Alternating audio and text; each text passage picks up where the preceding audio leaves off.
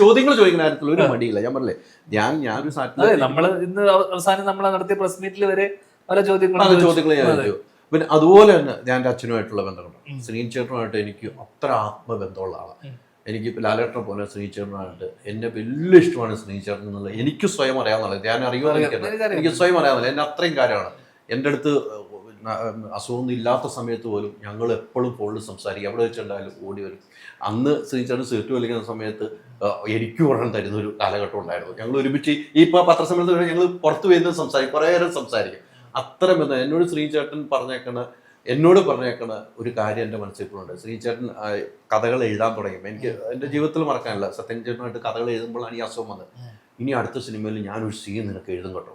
ദൈവം എൻ്റെ 2 മക്കളാണ് സത്യം പറഞ്ഞത്. അതിനുശേഷമാണ് എൻ്റെ അച്ഛൻ കിടപ്പിലായി. അത് ട്രോളിലുള്ള വകയായി. അല്ല, എനിക്ക് ഭയങ്കര ഫീൽ ചെയ്ത്.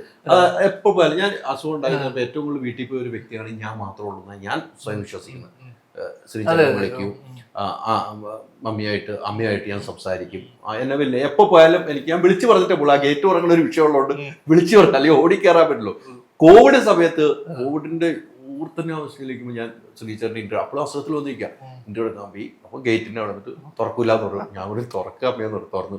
അപ്പോൾ അവിടെ വന്നിട്ട് ഇന്റർവ്യൂ തുറക്കാൻ. അപ്പം ആ വാതക്കൽ ഡോറിൻ്റെ അപ്പുറം ശ്രീചേട്ടൻ ഒരു കസേരയിട്ട് എനിക്ക് ഇത്രയും ദൂരം അസുഖമാണല്ലോ ആരുമായിട്ട് അങ്ങനെ ഇരുന്ന് ഞങ്ങൾ സംശയം. അപ്പം ഞാൻ ലാലേട്ടനെ പോലെ തന്നെ ശ്രീചേട്ടൻ മമ്മൂക്ക തുറന്നു പറയില്ല എന്നുള്ളൂ.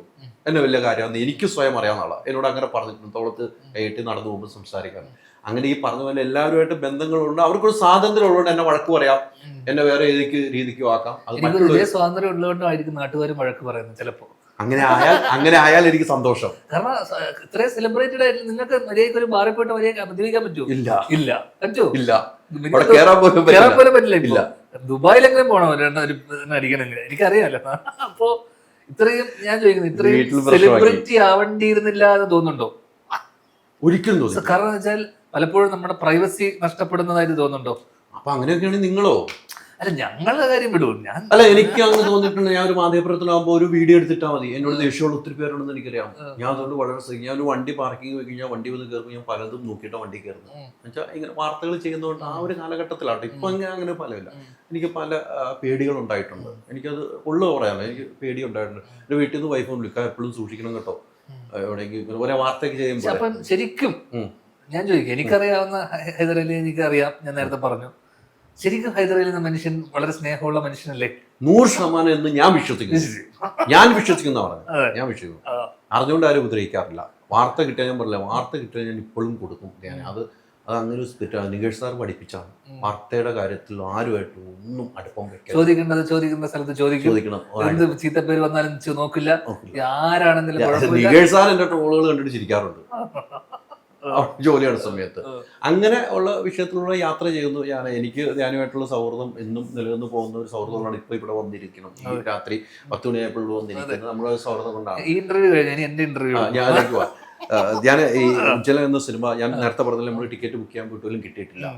ആ ഒരു സിനിമ കണ്ടു കഴിഞ്ഞപ്പോൾ ഞാൻ അന്ന് രാത്രി വന്ന് റിവ്യൂ ചെയ്തിട്ട് പോയാണ്. ഞാൻ ഇപ്പം കുറച്ചു മുമ്പ് കുറേ റിവ്യൂ എടുത്ത് നോക്കി. എല്ലാവരും പറഞ്ഞൊരു പോയിന്റ് എത്രയാണ്, ഞാൻ ഇത്ര നാൾ ചെയ്തു വെച്ചതിൽ ഒരു നല്ല സിനിമയാണ്, ഞാൻ ഇങ്ങനെ സിനിമകൾ സെലക്ട് ചെയ്താൽ പോരെ എന്നൊരു ചോദ്യം എല്ലാവരും കമന്റ് ബോക്സിൽ വന്ന് പറയുന്നുണ്ട്. ധ്യാനിന്റെ മറുപടി എന്താ? മറുപടി ഞാൻ വളരെ യാദൃശ്ചികമായിട്ട്, വളരെ സീരിയസ് ആയിട്ട് പറയുകയാണെങ്കിൽ, ഞാൻ വളരെ യാദൃശ്ചികമായിട്ട് സിനിമയിൽ വന്ന ആളാണ്. അപ്പോൾ എനിക്ക് ആ 2013 സമയത്തൊന്നും തന്നെ, അല്ലെങ്കിൽ അച്ഛനുമായിട്ടുള്ള വീട്ടിലുള്ള ഉണ്ടായ പ്രശ്നങ്ങളെ കുറിച്ചിട്ടൊക്കെ നമ്മൾ പറഞ്ഞിട്ടുണ്ട്, പല സ്ഥലത്തും ഞാൻ പറഞ്ഞു. അപ്പൊ എനിക്ക് സിനിമയോട് നിങ്ങൾക്കുള്ളത്ര അഭിനിവേശം പോലും എനിക്ക് ഇന്നുണ്ടോന്ന് പോലും എനിക്കറിയില്ല. ഞാൻ പലപ്പോഴും നമ്മുടെ അഭിനയിക്കുന്ന സിനിമകളോട് എനിക്ക് ഇങ്ങനെ ചെയ്യണം, അല്ലെങ്കിൽ ഇങ്ങനത്തെ ക്യാരക്ടർ ചെയ്യണം, അല്ലെങ്കിൽ ഇങ്ങനത്തെ ഇത് ചെയ്യണം, അല്ലെങ്കിൽ വലിയ നടനാവണം, അല്ലെങ്കിൽ അങ്ങനത്തെ ചിന്ത എനിക്ക് ഇല്ല. കാരണം എൻ്റെ ശ്രദ്ധയും അല്ലെങ്കിൽ ഞാൻ ആവാൻ ആഗ്രഹിച്ചതൊക്കെ തന്നെ സംവിധാനം, അതും സിനിമയിൽ വന്നതിന് ശേഷമാണ്. അസിസ്റ്റന്റ് ഡയറക്ടറായിട്ട് 2011-12 കാലഘട്ടത്തിൽ തുടങ്ങിയ സമയം തൊട്ട് എനിക്ക് എൻ്റെ ഇഷ്ടം മുഴുവൻ ഡയറക്ഷൻ അല്ലെങ്കിൽ ഡയറക്ടർ ആവണം എന്നുള്ളതാണ്. അപ്പോൾ യാദൃശ്ചികമായ സിനിമയിലേക്ക് വരുന്നു, അഭിനയത്തിലേക്ക് വരുന്നു. അപ്പോൾ അഭിനയം എന്നെ ഇന്ന് വരെ മോഹിപ്പിച്ചിട്ടില്ല. ഒരു സിനിമ ചെയ്തിട്ട് നല്ല ആൾക്കാർ എൻ്റെ അഭിനയം നല്ലതാന്ന് പറയുമ്പോൾ എന്ത് തിരിച്ച് പറയണമെന്ന് പോലും എനിക്ക് അറിയില്ല.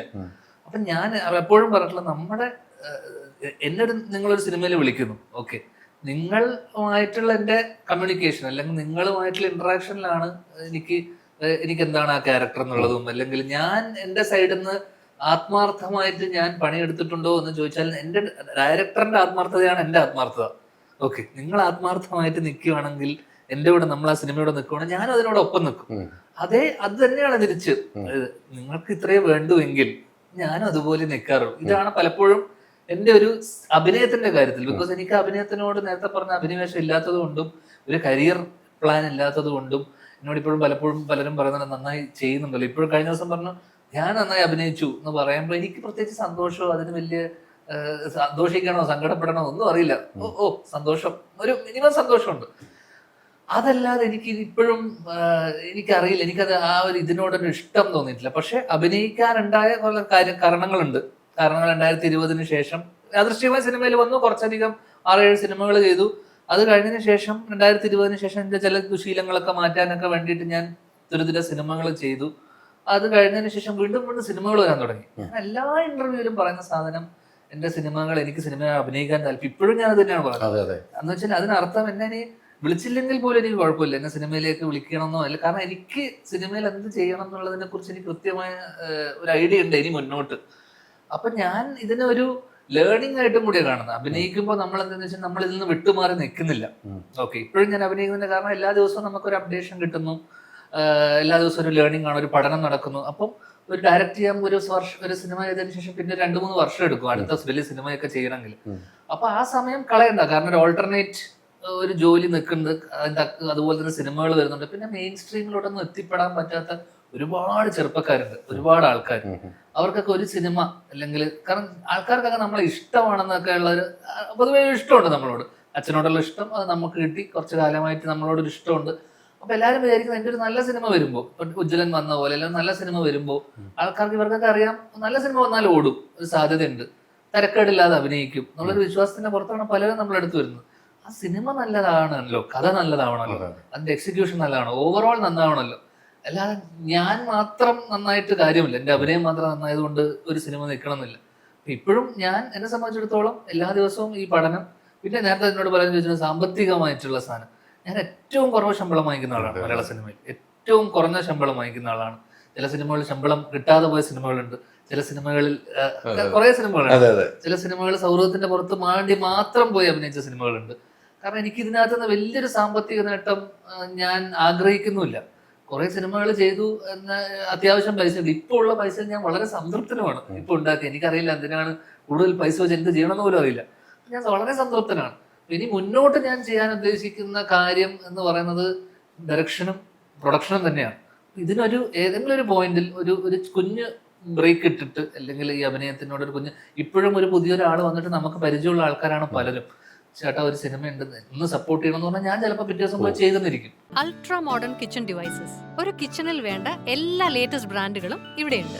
ലോകോത്തര ബ്രാൻഡുകൾ, original products, wide range. MyG future.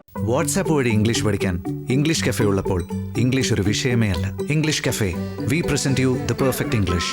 WhatsApp now 9633 888 575.